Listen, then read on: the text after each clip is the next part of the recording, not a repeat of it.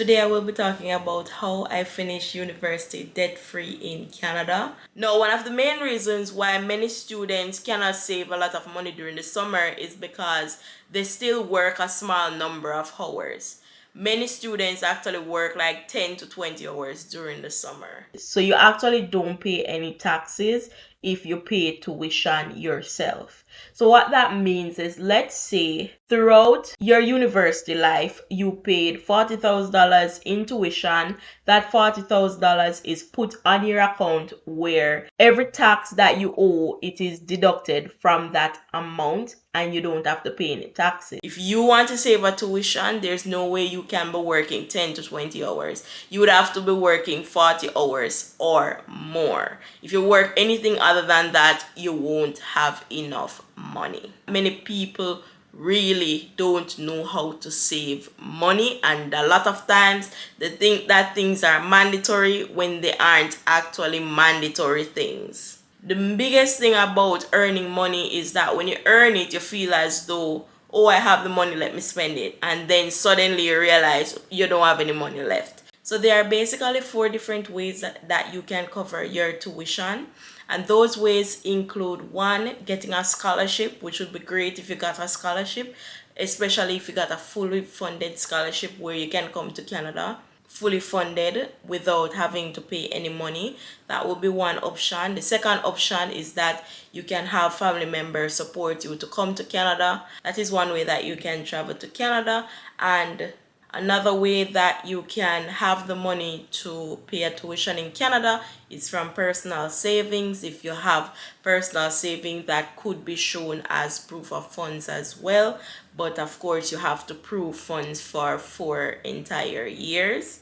And then, of course, the next option is that you can borrow a loan. You can borrow loans from banks. You can borrow student loans from like a student bureau and things like that. So those are pretty much the only ways that you can afford a tuition. But in my case, what I've done is pretty much put aside the money for the first year of the tuition. So if you were wondering if you can borrow a loan to travel to Canada as a student, you can definitely borrow a loan. That is fine.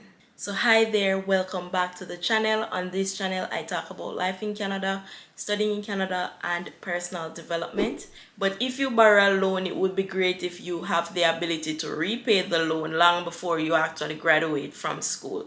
And that is actually what I'll be talking about today, where I will be talking about how exactly you can actually afford to save towards a tuition in Canada. Now, another thing that you can consider as well is, let's say your family is the one that is paying your tuition.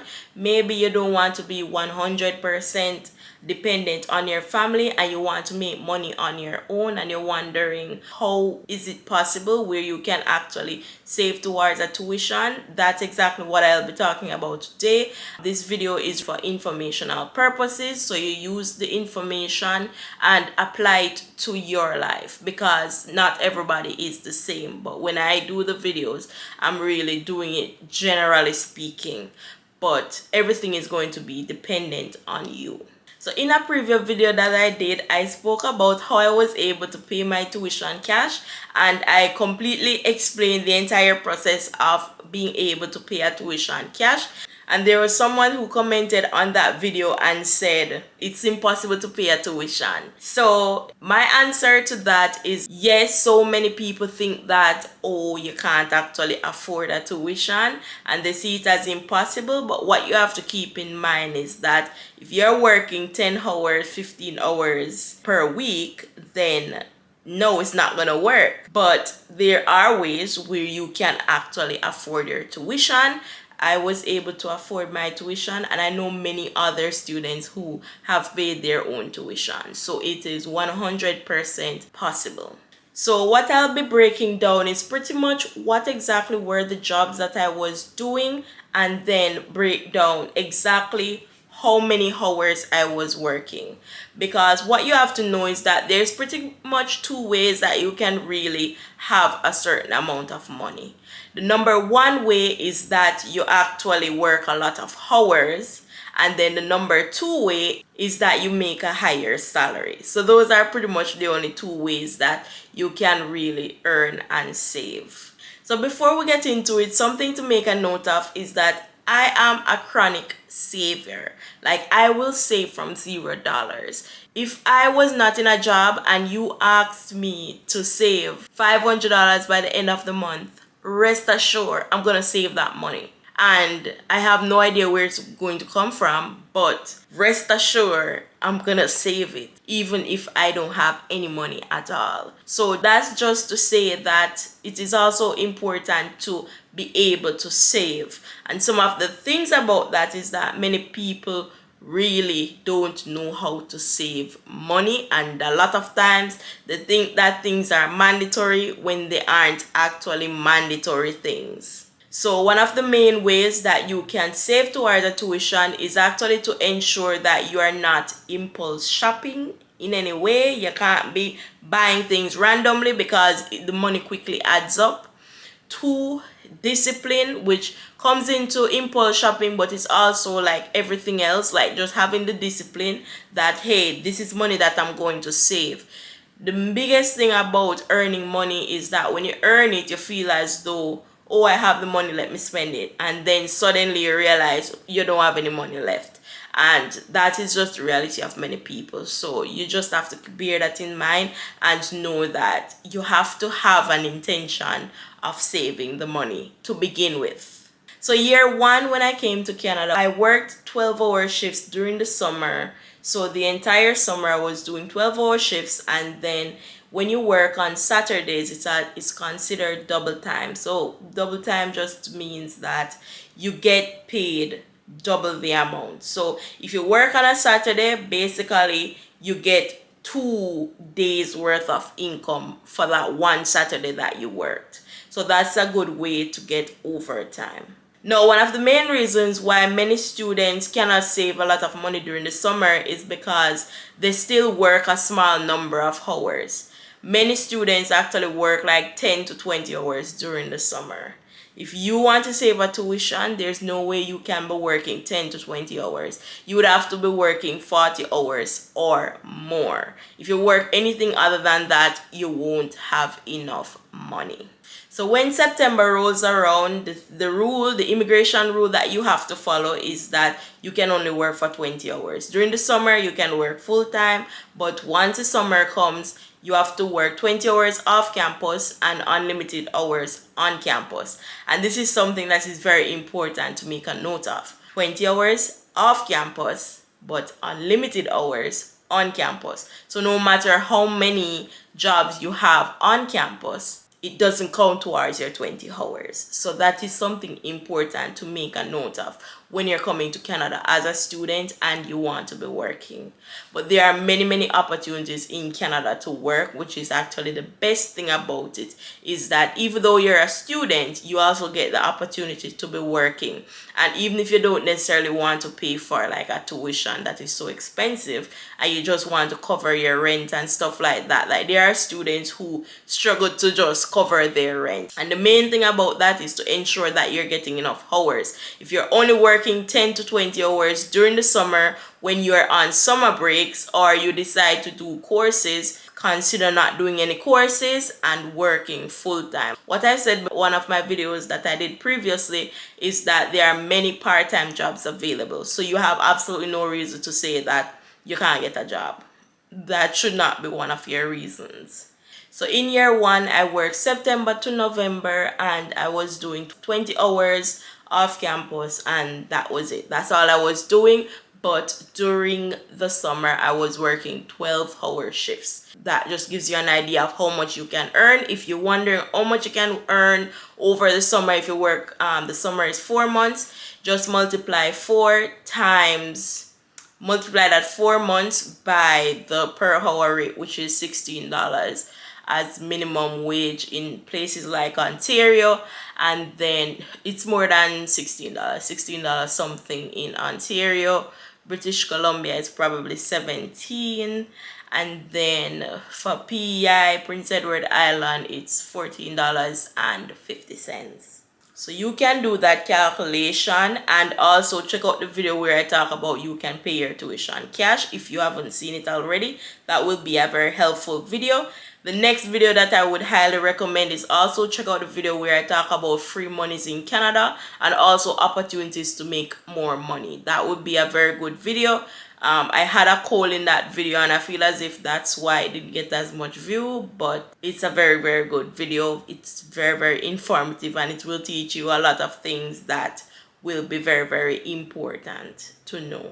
So here's my budget template. So this is actually the type of template that I use to budget on a yearly basis. So once December rolls around, December 2023, this is what I'll use and then redo it. So for the budget template, basically what I have is all these down here, as you can see. So I have income, grocery expenses, car expenses, tax. So grocery expenses basically listing all the groceries you spend. Expenses just means general expenses.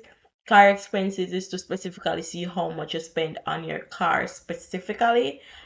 Tax return is just, oh, let me just go through them and then explain them individually. So first one is income. So basically you just list the number of incomes you receive and you put the date that you receive it and the amount that you get. So income is just any money that you get. So if you get $1, it's income.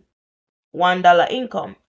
So this is just a template, but at the same time, they are realistic figures. So for a corporate job, let's say you make $16 per week, then that would be $1,350 bi-weekly. There are different rules where you can do bi-weekly or you get paid every 2 weeks. Bi-weekly means every other week you will get paid. Getting paid 2 times per month means that you only get paid 2 times per month. If there's an additional week, you don't get paid. But if it's bi-weekly, you get an additional salary. And then this is $500. So if you work a part-time job, again, these are realistic figures, or you work a side hustle, and it doesn't have to be or, it can be an and, where you do both. You have a side hustle and you work part-time, you get $500 the first part, and then you get a corporate job pay again, and then $200, and then GST. Oh, yeah, I was to explain this to you.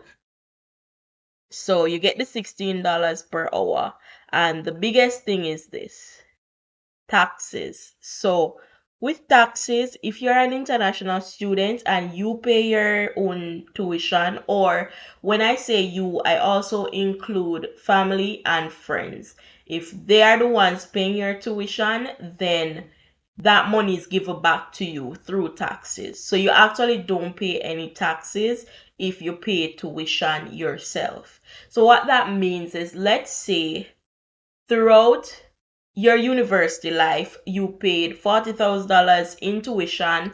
That $40,000 is put on your account where every tax that you owe, it is deducted from that amount and you don't have to pay any taxes.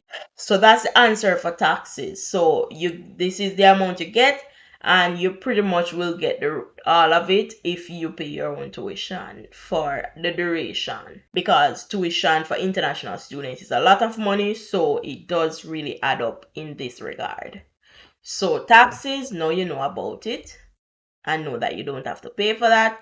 You know about the 16 hours per week, so we can take that off. And then GST is something that you get. So if you make only $16, then you're going to get GST. And GST is every 3 months. Every 3 months you'll get $400 for GST, and you can get more than that. Sometimes it depends on how much you earn, but it can be $600, it can be $623, it can be $645, it can be $300, it can be $200. So it really just depends on your income, but you get GST every 3 months, which is just the government giving back you your taxes that you paid on the food that you purchased for the last 3 months. So that's the amount. So I'm going to say, let's say 400. So this just shows you that, so from your corporate job, you made 2,700, which is just this and this, which is very realistic to earn. A side hustle, also very realistic to earn $700 for the entire month from just a part-time job or the side hustle. I'm going to say side hustle is a part-time job as well, or if you do hair on the side, let's say if you can do 4C hair, like my hair type, if you can do that, then you can make a lot of money from that. To do hair, it's like $60. Like for braids, it can be $60, it can be like $70. So, how many clients you'll need? Let's see how many clients you would need. So, 700 divided by 70. So you would just need 10 clients to make $700. So 10 clients per month. And if you divide that by 4, so each week you would only need 2 to 3 clients per week to be able to make $700 from a side hustle, for an example. So yeah, you can easily make $700 plus your regular income, which is just a 40-hour work week, by the way. And then every 3 months you get GST, and this is how you come by making this amount. $3,800. Easily you can make this in a month. And tuition is about 15,000 to 25,000. And you choose which school you want to go to in Canada. No one forces you to any school, so you choose which school you want to go to. The one that the tuition is 15,000, or the school that the tuition is 25,000. Your choice. Or there are also schools that charge like 30,000. So yeah, for the same program, just different locations. So yeah, so that's the frame there. And then you would make $3,000, 3,800. So you can add that up. Let's say you only make this for the summer, then you would be making 3,800 times 4 months. Then you easily make your $15,000 for your tuition. And then for grocery, I just have like the place that I go, and then the date and the amount that I spent. And you pretty much just list it down, and then when this is full, then you go over on this side and you start writing down stuff again, just like this. And then for expenses, I have, so basically just list every expense, so mortgage or rent, whichever. You put the amount. Gym expense, this is realistic and it's for a year. As I said, the amounts are realistic, it's just not directly my personal amounts. And then for here, this is just car stuff. So you can have here car insurance. And this is just to make you be aware of how much you spend on your car. Maybe you need to degrade the car that you drive. Just being honest, but or go take the bus. But this would be a good way for you to know if your car is worth it based on the amount you spend on it. Then tax return. So in Canada, so this type of budget system is really for Canada. So for tax return, if you spend any large amount of monies for medical expenses, the government give it back to you. So let's say you spent $260. Let's say there was a medication, let's say you did multiple medications and they came to $259. You can claim this on your taxes.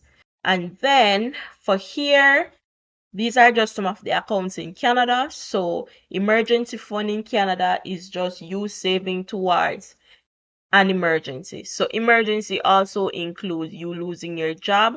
Then what you want to do is to make sure that in the event you actually lost your job, then you have money to fall back on. So it is good to have 3 to 6 months of expenses saved. So you just have goal amount, then you have the current amount that you have, and then funding. As I said, this is not mine, this is just an example, but it is a very realistic example based on the Canadian economy.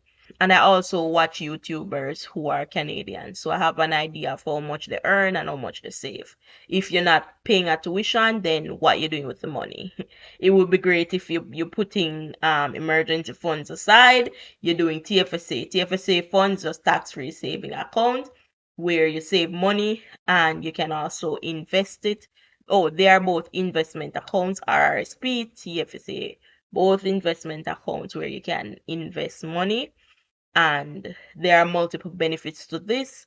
I might do a video on this in the future depending on where my audience is at. But yeah, so you can have your goal amount, current amount. This template literally something that I created based on what I find as important.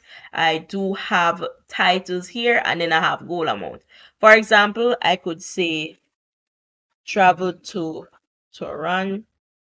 Travel to Toronto, my goal amount $2,000, current saving $0.